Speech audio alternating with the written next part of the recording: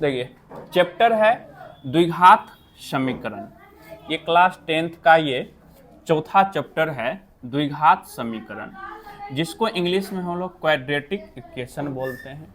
देखिए इस चैप्टर में ना सबसे पहले जो आपसे बोर्ड में सवाल पूछा जाएगा वो क्या पूछा जाता है कि द्विघात समीकरण का व्यापक रूप क्या होता है। तो द्विघात समीकरण का व्यापक रूप होता है ax² + bx + c बराबर 0। लेकिन इसमें एक कंडीशन होता है a ≠ 0। a किसको कहते हैं? तो x² के गुणांक को a कहते हैं। b किसको कहते हैं? x के गुणांक को b कहते हैं। c किसको कहेंगे? तो कोई अचर पद होगा, कोई संख्या होगा। इसमें एक और बात पूछा जाता है कि द्विघात समीकरण के अधिकतम घात की संख्या क्या होगी। तो अधिकतम घात की संख्या होती है 2। और पूछा जाता है कि अधिकतम मूल की संख्या क्या होगी। तो अधिकतम मूल की संख्या होती है 2। इसके 2 मूल होते हैं। अगर हम मूल का नाम लें तो एक को कहेंगे अल्फा और दूसरे को कहेंगे बीटा। अल्फा एवं बीटा इसके 2 मूल होते हैं। और इसमें एक चीज और पूछा जाता है विवेचक या विविक्तर, कि द्विघात समीकरण कोई भी द्विघात समीकरण दे दिया जाएगा, कहेगा कि इसका ना विविक्तर निकालिए या फिर विवेचक निकालिए या फिर डिस्क्रिमिनांट निकालिए, और इसका सिंबल होता है डी। और डी निकालने का फॉर्मूला होता है b² - 4ac। देखिए फिर से यहाँ पर b a c आ गया। फिर से जान लीजिए b किसको कहेंगे? तो b कहते हैं x के गुणांक को। a किसको कहेंगे? तो x² के गुणांक को। c किसको कहेंगे? तो कोई अचर पद। ये विवेचक निकालने का सूत्र होता है। अगर ये जान लिए तो इसके बाद पूछा जाता है क्या? मूल की प्रकृति। मूल की प्रकृति। तो मूल की प्रकृति के बारे में आइए जानते हैं।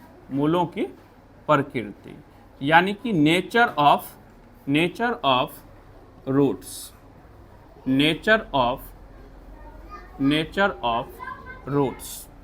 देखिए ये 3 कंडीशन में फाइंड होते हैं। 3 कंडीशन में इसे हम ज्ञात करते हैं। और वो 3 कंडीशन क्या है? पहला कंडीशन है d > 0। d का काम करेंगे। d कहने का मतलब b² - 4ac का काम करेंगे, और उसका मान ना 0 से बड़ा आ गया, यानी कि > 0 आ गया। तो मूल की प्रकृति क्या होगी? दो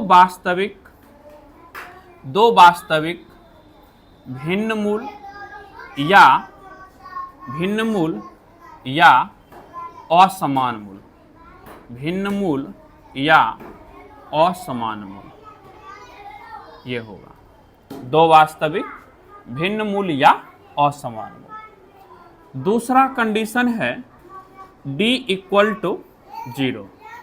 तो d = 0 जब होता है, d = 0 कहने का मतलब b² - 4ac का काम करेंगे।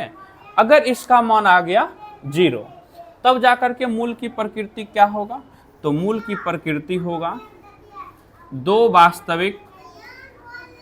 वास्तविक समान मूल, या हम लोग कह सकते हैं बराबर मूल। मतलब 2 मूल होगा लेकिन दोनों आपस में क्या होंगे? बराबर होंगे। तीसरा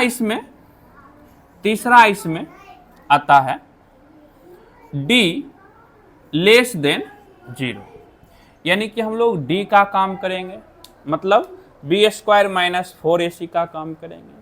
वो <0 आ गया। <0 का मतलब 0 से छोटा आ गया। 0 से छोटा कहने का मतलब निगेटिव आ गया।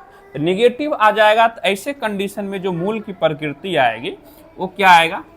कोई मूल नहीं, मतलब मूल का कोई अस्तित्व ही नहीं होता है, कोई मूल नहीं। यानी कि यहाँ पे हम लोग लिख सकते हैं अस्तित्व नहीं होगा, यानी कि मूल का कोई अस्तित्व ही नहीं होगा। ठीक है। तो ये मूल की प्रकृति हो गया, ठीक है।